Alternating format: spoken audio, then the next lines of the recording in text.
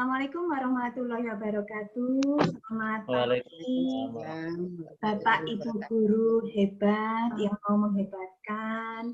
Salam dan bahagia. Pagi ini kita berada pada ruang kolaborasi, yaitu pembahasan mengenai modul 21.A.5.1. Dalam modul ini nanti kita akan membahas mengenai RPP pada pembelajaran diferensiasi. Bapak Ibu guru hebat semuanya pasti sudah membaca mengenai modul 2.1 tentang pembelajaran berdiferensiasi. Di sini nanti pada pembelajaran ini akan tertuang di RPP jelas jenengan semua akan memperhatikan lingkungan belajar yang mendukung untuk proses belajar siswa. Nanti pada RPP ini juga harus diperhatikan tujuan belajar harus terdefinisi secara jelas. Kemudian harus ada juga penilaian berkelanjutan. Dan nanti dalam penilaian ini apa saja yang akan dinilai? Mungkin jenengan nanti bisa menilai produk, menilai proses, begitu ya. Terus pada tujuan belajarnya nanti pasti akan ada beberapa kendala, tapi jelas nanti juga jenengan harus merespon semua kebutuhan belajar siswa tersebut sebagai tindak lanjut. Kemudian juga harus diperhatikan manajemen kelas harus efektif, efisien, sistematis sehingga akan tercapai tujuan pembelajaran. Jangan lupa juga pada RPP nanti juga harus diperhatikan filosofi KHD-nya di mana. Jangan lupa untuk selalu mengingat filosofi KHD mengenai rasa, karsa, karya, pekerti, kata J. Oke.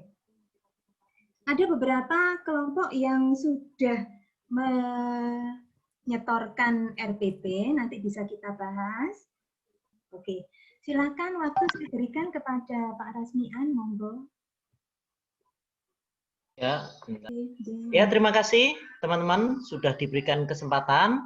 Di kelompok kami sudah bekerja. Kebetulan kami memilih mata pelajaran Bahasa Indonesia. Kami membayangkan pembelajaran dilaksanakan di tingkat SMA. Kami beri di sana SMA Negeri Sekaran, salah satu tempat mengajar di CGP kami, anggota CGP kami. Pembelajaran ini menggunakan metode model pendekatan, maksud saya menggunakan pendekatan STEAM dengan model project based learning.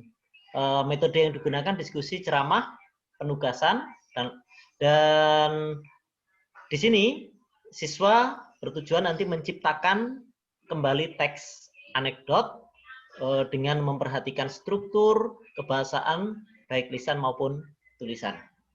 Pada pembelajaran ini mengapa kita pilih menggunakan model STEAM? Karena di dalam model STEAM ini nanti akan terlihat ada pembelajaran berdiferensiasi, menghasilkan produk. Menghasilkan produk itu konsep berdiferensiasinya di mana? Ada banyak hal yang kita temukan konsep berdiferensiasinya di sini, di mana satu, ketika kami menyiapkan siswa di situ sudah terlihat ada konsep berdiferensiasi, yaitu guru membagi siswa sesuai dengan hobinya. Di sini akan terlihat di dalam ini, guru membagi siswa sesuai dengan hobinya. Kemudian berikutnya konsep berdiferensiasinya adalah konsep produk yang akan kita diskusikan nanti adalah dalam bentuk video, dalam bentuk gambar, dan dalam bentuk tulisan. Dan itu konsep diferensiasinya. Kemudian yang ketiga, konsep diajar Dewantoronya, tadi yang sudah disampaikan oleh Ibu di bagian pengantar. Konsep diajar Dewantoro yang kita masukkan di sini diantaranya adalah kolaborasi. Tadi saya sampaikan ketika kita membangun konsep pembelajaran dengan metode STEAM, mereka harus menciptakan produk, dan produk itu diciptakan secara berkolaborasi atau bergotong royong. Sehingga di sini ada konsep gotong royong, yaitu konsep filosofi pembelajaran diajar Dewantoro. Yang lain lagi, konsep Ki Hajar Dewantara yang bisa kita lihat dalam proses pembelajaran STEAM ini adalah bahwa kita menghargai perbedaan anak. Nah, karena menghargai perbedaan anak, maka bentuk produknya tadi yang sudah saya sampaikan di atas, produknya itu bisa dalam bentuk apa namanya video, dalam bentuk teks, dalam bentuk gambar, dalam bentuk tulisan. Nah, penilaian-penilaian yang kita lakukan adalah penilaian sikap, kemudian penilaian pengetahuan dan penilaian keterampilan dengan rubrik sebagaimana yang sudah saya sampaikan di sini. Mungkin itu saja konsep pembelajaran berdiferensiasi yang mengakomodasi filosofi Ki Hajar Dewantara dan bagaimana mengakomodasi kepentingan anak. Terima kasih dari kami. Assalamualaikum warahmatullahi wabarakatuh. Monggo Bapak Ibu yang lain bisa menanggapi RPP dari Pak Rasmian. Menikah sudah bagus, saya amati juga sudah berusaha untuk menerapkan profil pelajar Pancasila, untuk gotong royongnya dapat, kreativitasnya dapat, critical thinkingnya juga oke, katanya. Nah, oke. Monggo untuk yang lain bisa diberi masukan, Pak Rasmian, silakan. Ya Ibu, terima kasih. Kalau kita lihat dari strategi pembelajaran diferensial, itu sudah muncul konsep, strateginya, dan berakhir pada produk, nah semuanya muncul di sana. Jadi menurut saya RPP ini sudah memenuhi 3 strategi yang diharapkan dalam pembelajaran diferensial. Terima kasih. Oke, matur nuwun masukannya Bu Suharli. Menika saya ada satu lagi contoh dari RPP CGP yang sudah store, mungkin bisa dijadikan pertimbangan. Saya bisa share screen. Kesiapan belajar siswa itu diambil dari hasil survei AKM mengenai literasi. Jadi untuk literasi numerasi nanti dijadikan sebagai pedoman kesiapan belajar dari siswa. Nah, nantinya hasil dari survei AKM itu akan diambil tiga level saja. Jadi kita ambil untuk yang level dasar, level cakap, dan level mahir. Nah, ini nampak ini Bapak Ibu untuk tujuan belajarnya sama kegiatan pembelajaran. Kegiatan pembelajaran pakai PJBL Laboy Enras. Nah, terus dari pembelajaran ini rencananya kan memang berbasis proyek, akan membuat barometer manual tapi nanti terkalibrasi secara online.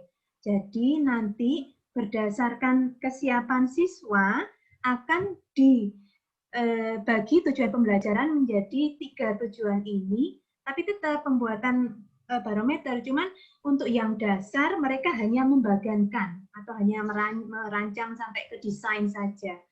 Kemudian untuk yang di level cakap dia sudah bisa menguji.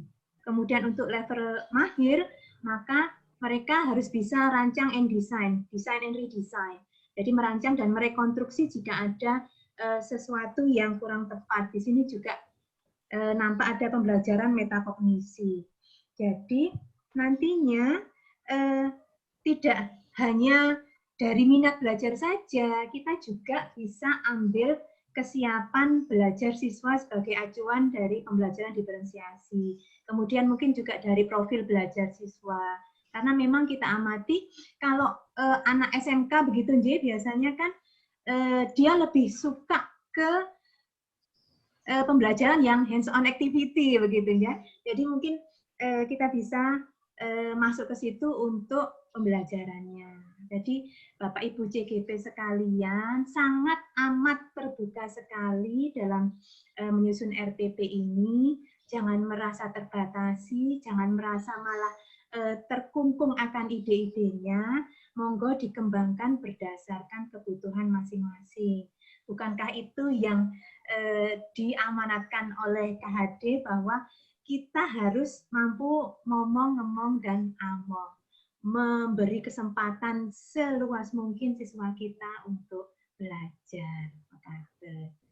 Mungkin ada yang lainnya memberikan masukan untuk RPP JGP ke depannya terkait dengan pembelajaran diferensiasi. Monggo. Ya, Ibu. Monggo Bu Suharli. Kalau dilihat dari paparannya RPP-nya Ibu tadi, itu sudah muncul aspek untuk kesiapan. Karena Ibu sudah mengelompokkan dari beberapa tadi sesuai dengan minat anak-anak, sehingga ada yang sudah sampai ke tahapan tadi, itu sudah bagus Ibu. Hanya proses tadi, karena ini daring ya Bu ya. Berarti anak membuat produknya nanti di rumah gitu ya. Ya. Iya Bu, secara aspek sudah tahapan-tahapannya, diferensiasinya sudah muncul, sudah ada kesiapan sesuai dengan minatnya anak dan profil. Itu tadi yang diferensiasinya, konten, proses, dan produk. Terima kasih Bu. Sami-sami. Ada masukan dari Bu Anas Menawi atau Pak Hari? Monggo, Pak Rusli. Kalau tidak ada, maka saya cukupkan untuk pertemuan hari ini. RPP yang sudah oke, nanti langsung bisa di-upload di LMS. Tetap semangat, jaga kesehatan, sukses selalu untuk kita semua. Assalamualaikum warahmatullahi wabarakatuh. Waalaikumsalam.